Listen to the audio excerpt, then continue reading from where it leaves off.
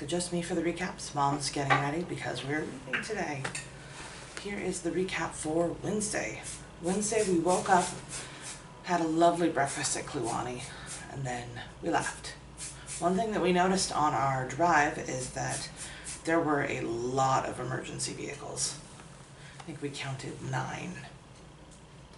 Absolutely insane driving. But we were just tootling along. We figured it must have been an accident. No, I said it has to be something more. I don't like know. a shooting. Okay. And you said they don't have shootings here. So we were driving along, found an incredible field of fluffy cows. Just absolutely right next to the road, conveniently next to a pull-off. Absolutely 10 out of 10. I got some solid fluffy cows in. I love the fluffy cows. And we continued our drive.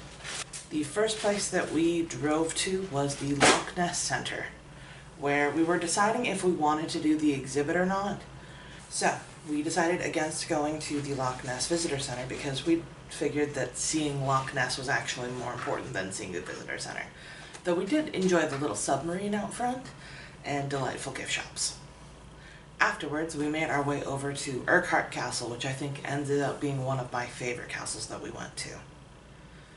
Very convenient parking. You do need to pre-book in terms of both parking and your tickets for this one because it is swamped. It's one of those tour bus stops, but with very good reason. Urquhart is set squarely on Loch Ness. It's impossible to take a bad photo there. It's in ruins, which is our favorite style of castle, and it was just lovely. You could climb up, you could climb down. There is a very large slanted hill that you have to get down. However, they do have motor scooters available if you need it, and they're very nice about it. They have a lovely gift shop. Even if you aren't able to do the stairs, Urquhart's one of the few castles where you can really still enjoy it and still get a good feel for it just by going on that one level. And having Loch Ness in the background, it's gorgeous. Do you have any thoughts on Urquhart?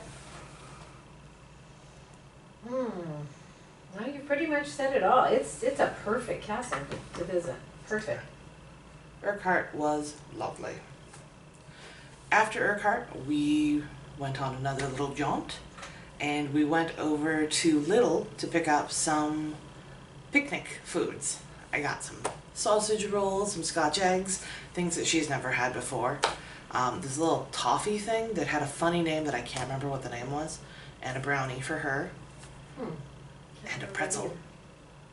And we had a lovely picnic over at the picnic area at Clava, Cairns.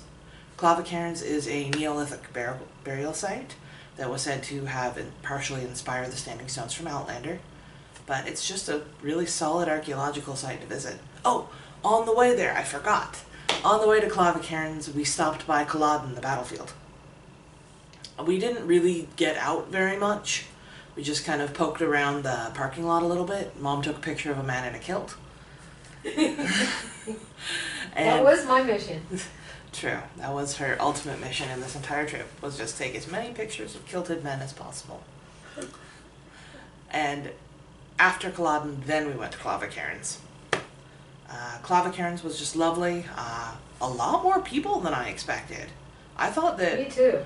Yeah, I thought that it was just this little middle of nowhere, single lane road, but it was jamming. There were multiple tours there from all different kinds of companies. But I still enjoyed it. Did you enjoy Clava, Cairns? Oh yeah. Any? It was large enough to where you could dilute the number of people you're having to stand by. Yeah, every single cairn is far enough apart from the other ones where you can feel like, oh, well, this is my turn at the cairn, rather than, oh, me and everyone here. There were only a few people climbing on them, and they were far enough away that they didn't get yelled at by Ranger Haley. Oh, they got yelled at by their grandmother. Good. Big time. Good, good, good. You don't climb on archaeological ruins. ruins. She was angry. So we left Clava, Cairns right around 4:45, and we were supposed to get to the hotel by about 5:45. After about 10 minutes of driving, there's a total slowdown that comes to a stop. where we remained stopped for an hour and a half with no movement. Though we listened to a lot of Flight of the Conchords, and that was pretty fun. We did. We also saw many emergency vehicles arriving, and then we saw a life helicopter arriving. It was at that point we realized we're going to miss our dinner reservation, and something very, very bad has happened. Somebody else is missing much more than that. People were turning around behind us, and I figured, well, the GPS says it's just a 7-minute slowdown, so we'll just stay here. That's the day I lost my faith in Google Maps. Because we stayed there, I want to say honestly about 2 hours. Whereas we should have turned around and gotten back on the freeway going the other direction. Which is exactly what we did after 2 hours when we got to the front of the line because everyone else had already turned around.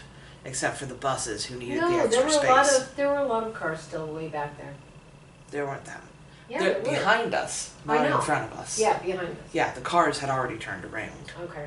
But we did see that there was a vehicle with a sheet over it, so we knew that someone had had a much worse day than we had. So we go tootling back along our merry way, back on the freeway, and it says that we're going to get there in about 45 minutes.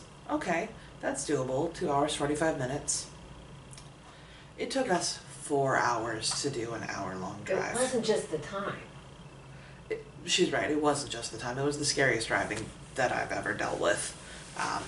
It's not just being on the wrong side of the road, because I've kind of adapted to that, but you have these 1.5 lane roads, and you have 2 large big rigs, they call them lorries here, going one this way and one that way, desperately trying to fit.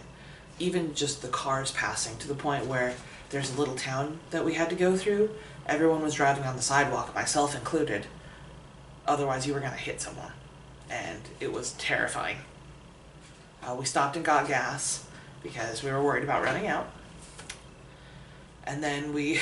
For good reason. We didn't know how long we were going to be on that. And it's good because we had 4 miles, and I was like, oh, 4 miles, that isn't too bad. Oh my God. That 4 miles took most of that 2-hour drive. Just because we were on these itsy-bitsy roads, we had to keep stopping so that the lorries could pass one another, and then a bus could pass over, and then you had to leave just enough space, and you were... And they would crash into the things on the side. Yeah, the foliage was just murdered by us, by the trucks. The poor foliage there. These roads were not made to support that kind of traffic. I still say they shouldn't have let them. Mom's of the opinion that they shouldn't have let trucks on there, and honestly I support that because I didn't enjoy it. It was terrifying. It was terrifying. I white-knuckled that drive. They were tipping, tippy. Yeah, you could see the trucks tipping over, and you could see them getting like within an inch of the edge of the road on each side. And I don't mean the edge of the pavement, I mean the drop-off. So that was nuts. We then arrived at Athol Arms at about 9 o'clock. Well, we arrived there at 8:58, and I go running in going, is the restaurant still open? Because they were closing at 9. Because they said they were closing at 9, and she said, oh, but I'll hold the chefs back 10 minutes, just tell me what you want and you can order it now. So I ran the menu out to Mom, who was still in the car, and we ordered, and we ate in the pub. It was a fine dinner. I got fish and chips, she got a veggie burger. The Athol Arms is an incredible hotel. It's an old hunting manor, and it feels very much like you're in a hunting, like a hunting style mansion from the 1800s, because you are. It's much prettier than that. It was gorgeous. It felt like it was a Pride and Prejudice house. Yeah. Except for the large amount of dead animals on the wall. I didn't look at them. But it was a great hotel. I would recommend it. The beds were comfy. It was an adorable room with adorable wallpaper. It was very cute. And... But... What? No leg room on the toilet. Which you don't want to say on this, but... Toilet was very cramped. The layouts... It's not like you can change it at this point, but I did not enjoy the layout of the bathroom, because when you're on the toilet, you're like this. It's unusable that way. Yeah, it's barely usable.